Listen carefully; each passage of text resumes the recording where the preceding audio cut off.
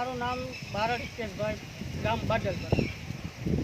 જે આ ગૌશરણ કે સરકારી ખરાબોમાં જે ડેમોલેશન કર્યું એ રાષ્ટ્રીય કિન્નાખોરીથી મારા એકલું જ કરેલું છે, બાકી કોઈનું નથી કરેલું. ગૌશરણ કે સરકારી ખરાબા કે જે કોઈ છે એ ઘણા બધા લોકો પાસે દબાણમાં હશે, તો મને એકને જ કેમ ટાર્ગેટ કરવાનો?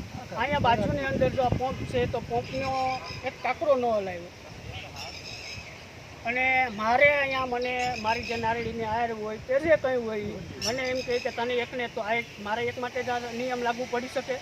નિયમ તો બધા માટે, બધા નાગરિક માટે સરખા નિયમ હોવા જોઈએ. તો આ રાષ્ટ્રીય કિન્નાખોરીથી અમુક લોકોને ટાર્ગેટ કરવાનું આ કામ છે, અને આ ષડયંત્ર, અને મને એકને જ ટાર્ગેટ કરવાનો અને બીજા કોઈને નહીં કરવાનો. અને એમ કહે છે અમારા સરપંચશ્રી કે અમે કોઈ વાલા દવલાની નીતિ નથી અપનાવતા. તો ભાઈ સરપંચ વાલા દવલાની નીતિ નથી અપનાવતા તો તમારી પાસે પણ છે, ઘણું બધું છે. તમે પણ તમારું કરાવો, તમે અહીંયાથી શરૂઆત કરાવો, અને પછી બીજા બધાય. તમે મેન પ્રથમ નાગરિક છે ગામના, તો શરૂઆત તમારે અહીંયાથી થવી જોઈએ, પછી બધીનું કરાવો. એટલી મારી નમ્ર વિનંતી છે. અને આ રાષ્ટ્રીય કિન્નાખોરીનું જે ષડયંત્ર ચાલી રહ્યું છે એમાં અમુક માણસોને જ ટાર્ગેટ કરવાનું છે. તો આ ટાર્ગેટ આવી રીતના કરે તો કાયદાકીય રીતે આ વસ્તુ થવી ન જોઈએ. સમૂહમાં સાથે લઈને હાલો, અને બધાને જે કોઈને પણ હોય તો એનું એ પ્રમાણે કરો. આ સરપંચ અને જે પંચાયતના જે અમુક ઓલા છે એ લોકો આમ જે ગૌશરણ છે એમાંથી માટી કાઢી લે અને વેચી નાખે છે. કરોડો રૂપિયાની માટી વેચી નાખે, કરોડો મહાન માટી પણ કાઢીને વેચે. ખોપરીયું નીકળતું હતું, ખોપરીયું.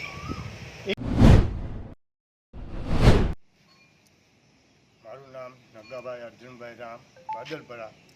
આ મારું માલિકીનું બાંધકામ કરેલું છે, છતાં પણ વારંવાર કોઈ પણ જાતની અગાઉ માપણી કર્યા વિના કેટલું તારી જગ્યા છે, કેટલું દબાણ છે, એવું કોઈ પણ રજૂઆત કર્યા વિના એ લોકો કાયદેસર, એવું મને ધ્યાનમાં લાગે છે કે આ લોકસભાની ચૂંટણીને લઈને આ રાજકીય રીતે કિન્નાખોરી કરે છે એવું મારું માનવું છે, એવું મને લાગે છે.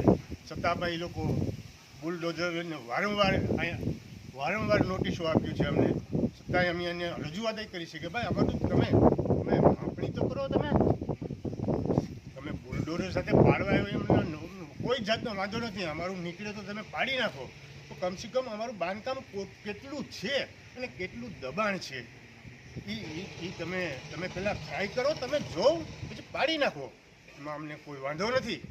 છતાં પણ આ રીતે રાજકીય રીતે કોઈ માનસિક ત્રાસ આપતા હોય તો મને લાગે છે આ કોઈ વ્યવહારિક નથી. છતાં ભાઈ આવો ને આવો ત્રાસ ગુજારતા રહે છે.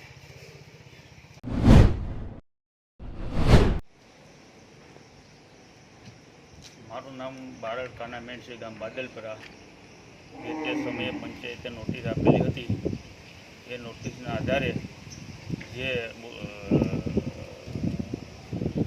ડેમોલેશન કરવા આવેલા હતા એ ડેમોલેશનના આધારે જે અમારું જે તે સમયે નોટિસ આપી એને અમે જે પરિપત્ર જે ગવર્મેન્ટે બહાર પાડેલો છે, પરિપત્રના અનુસારે અમે જે કલેક્ટરમાં અમે મળ્યા હતા એમ કીધું હતું કે ભાઈ જે ચોમાસા ઓલામાં તમારું કંઈ પડશે નહીં.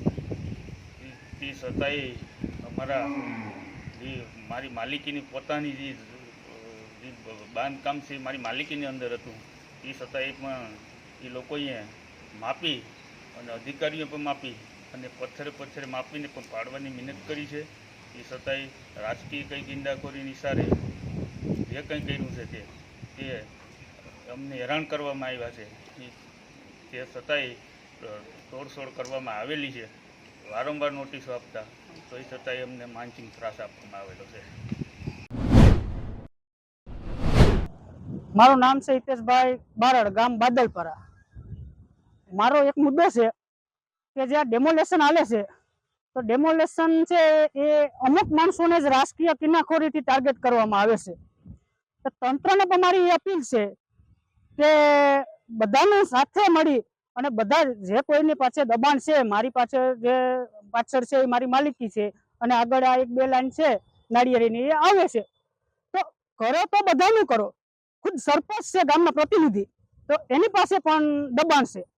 તો જો એને ઝુંબેશ ચલાવવો હોય તો એને ત્યાંથી જ શરૂઆત કરી, અને જે ગામની અંદર મોટો માણસ હોય કે નાના માણસ હોય, ગરીબ માણસ, તો બધાને એક સમાન કાયદો લાગુ પડે છે.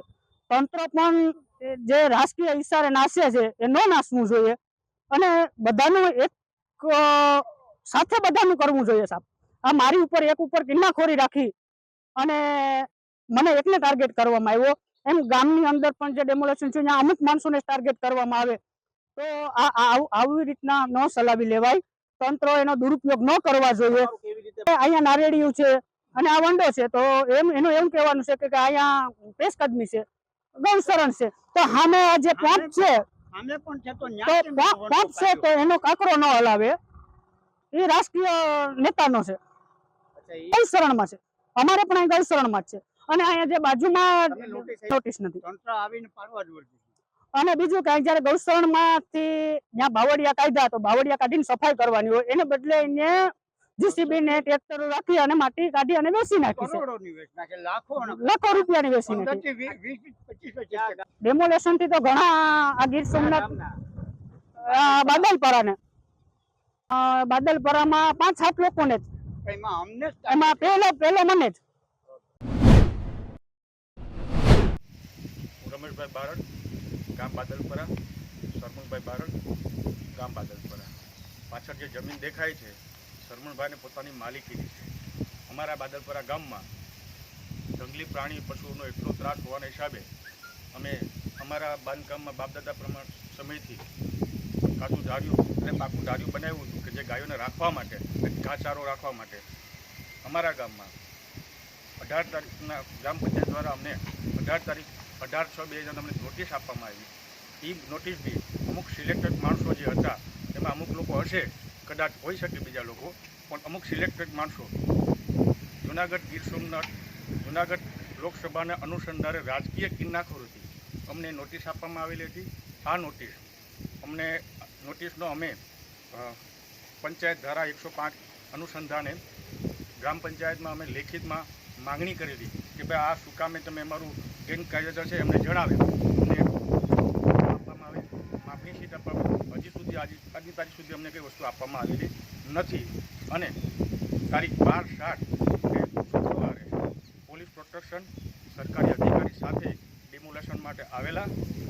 પંચાયતના જે માણસો હતા એણે ચુનાઈથી ખાલી માપણી કરી લીધી કે આ લોકો અહીંયા છે. અમે સાહેબને ખૂબ રજૂઆત કરી ત્યારે કે સાહેબ અમને ઠરાવ આપવામાં આવે, માપણી શીટ આપવામાં આવે કે અમારી ક્યાં સુધી છે. અમારી પાસે કે તમે ડોક્યુમેન્ટ રજૂ કરો. અમારી પાસે જે ડોક્યુમેન્ટ અમે રજૂ કર્યા, પંચાયતે હજી સુધી અમને કોઈ ડોક્યુમેન્ટ આપ્યા નથી. અને રાજકીય કિન્નાખોરી અને રાજકીય પ્રેશરથી અમારું બળજબરીથી તોડવામાં આવ્યું છે. અને અમે લોકોએ એ રજૂઆત બી કરી કે સાહેબ પંચાયત ધારા પ્રમાણે જે અમને આપવું એ વસ્તુ અમને આપી નથી અને અમને ડોક્યુમેન્ટ આપ્યા નથી. અને મહેસૂલ વિભાગનો કદાચ પરિપત્ર બી છે કે ચોમાસામાં ડિમોલેશન ન કરવું જોઈએ, છતાં બી અમારું ડિમોલેશન કરવામાં આવ્યું. અને 11/7 ને ગુરુવારે અમારા ગામના જે લોકો હતા જેને નોટિસ મળેલી, અમે સાંજના સમયે કલેક્ટર સાહેબને મળવા ગયા. કલેક્ટર સાહેબને અમને સાંભળીને અમને એવું આશ્વાસન આપવામાં આવ્યું છે કે ગૌચર હોય, સરકારી ખરાબો હોય કે કોઈ બી પડતર જગ્યા હોય, એમાં કોઈ બી બાંધકામ છે કે કોઈ રેસિડન્ટલી હોય કે કોઈ ગાય માટેનું જે ધાર્યું બનાવ્યું હોય કે પછી ચારા માટે બનાવ્યું હોય, એને તોડવામાં આવશે નહીં. છતાં બી રાજકીય પ્રેશરના હિસાબે અમારા અધિકારી જે 12 તારીખે આવ્યા, કોઈ બી વાત માન્યા વગર મેં અમારી રજૂઆત કરી કે સાહેબ અમને થોડોક સમય રહેવા દો, અમે અમારી રીતે કરશું.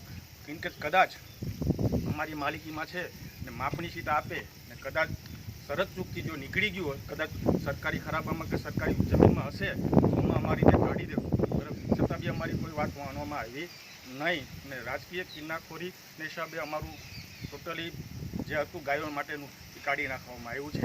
ને હવેના સમયમાં અમને જાણવા મળવા મુજબ અમને એવું લાગે છે કે રાજકીય કિન્નાખોરીથી આવનારા સમયમાં જે લોકો છે એના ઉપર પાછું કોઈ બી રીતે કોઈ રાજકીય પ્રેશરથી કે કોઈ અમારી કિન્નાખોરીથી અમારી પજવણી કે અમને હેરાન કરવામાં આવે એવું અમને લાગે છે.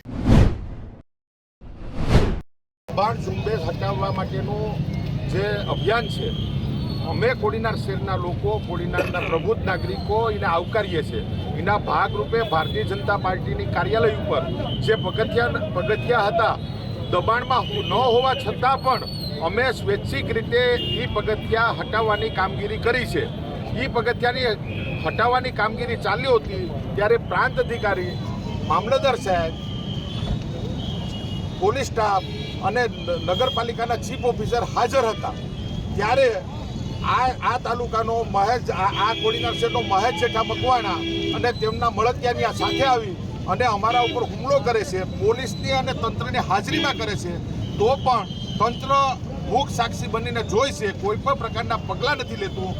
એના 2 કલાક બાદ તુરંત જ અમારા હરિકાકા ચેમ્બર ઓફ કોમર્સના પ્રમુખ, નાગરિક બેંકના ચેરમેન અને કોડીનારના શહેર ભાજપ પ્રમુખ છે, એમની દુકાને આવીને રફીક સેલોત, મહેશ મકવાણા, હરેશ દમણિયા અને એમની સાથે એક ટોળું એમના ઉપર, એની દુકાન ઉપર અને હરિકાકા વિઠલાણી ઉપર એક મુનાફ કરીને બુટલેગર છે. આ બધા હરિકાકાની દુકાન ઉપર હુમલો કરે છે, હરિયાકા ઉપર હુમલો કરે છે, પોલીસની હાજરીમાં હુમલો કરે છે. જ્યારે પોલીસ એક મહેશ મકવાણાને ગાડીમાં બેહાડતી હતી પોલીસ, તો પટેલ કરીને કોઈ પીએસઆઈ છે, એમણે મહેશ જેઠા મકવાણાને ગાડીમાંથી ઉતારી દીધો. આ અમારો ખુલ્લો આક્ષેપ છે પોલીસ ઉપર. તંત્ર છે એ કોઈ પણ જાતનો સહકાર નથી આપતું અને જ્યાં સુધી તંત્ર એ લોકોને એરેસ્ટ નહીં કરે, એના વિરુદ્ધમાં તંત્ર ફરિયાદ નહીં પાડે, ત્યાં સુધી કોડીનાર અમુદત સુધી બંધ રહેશે. આ અમારી આપ લોકોને રજૂઆત છે.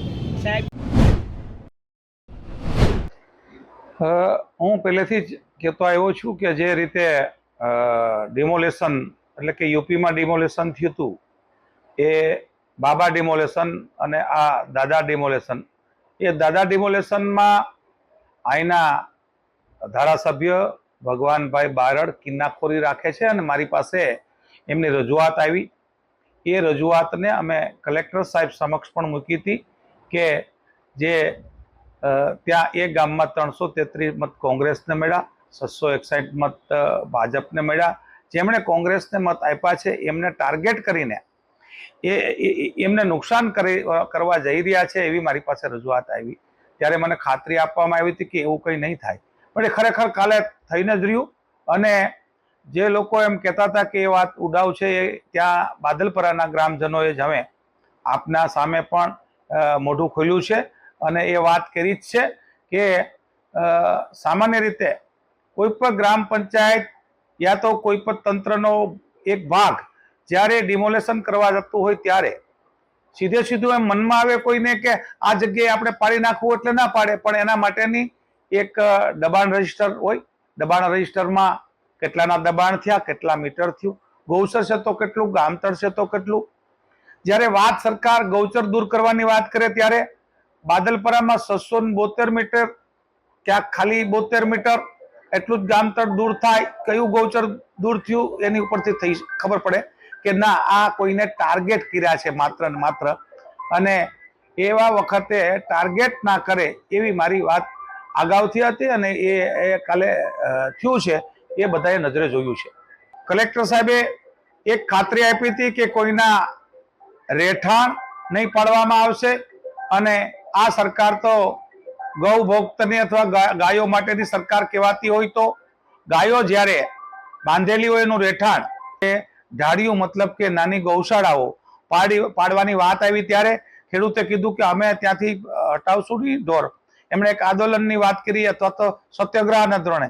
ત્યારે ભગવાનભાઈ બારડના કહેવાતા પીએ પોતે દોરડું હાથમાં લઈને દોડ્યા જતા હોય અને ગાયો માટેનું ગાયોનું રહેઠાણ પાડે અને એને ગૌભક્ત કહેવાતા હશે, અથવા તો એ કઈ જરૂર હતી, ત્યાંથી પાણી નહોતું જતું, ત્યાંથી કયા વાહનો નહોતા જતા અને ગામની 10-12 શેરીઓ હોય એમાંથી 2 શેરીઓના જ દબાણ દૂર કરવા, પછી એમ બોલવાનું કે તો અમારા ભત્રીજાઓનું કે ભાઈનું પણ એક દબાણ, એ તો સૂકા ભેગું લીલું બળે.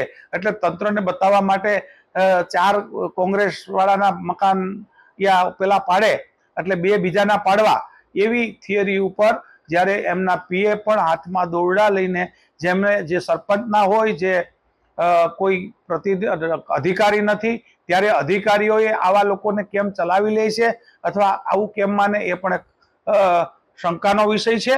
અને કયું એવું પ્રેશર છે અધિકારીઓ ઉપર કે આવા લોકોને ચલાવવા પડે. અને ભગવાનભાઈએ પોતે પણ આ બાબતમાં મંથન કરીને નાના માણસોને અન્યાય ન થાય એ પણ જોવું પડે. પોતે ધારાસભ્ય છે, આવું ન કરે એવી અગાઉ પણ મેં અપીલ કરી હતી. ફરીથી અપીલ કરું છું કે એ કિન્નાખોરી ના કરે એવી મારી આ તકે અહીંથી જાહેરમાં એને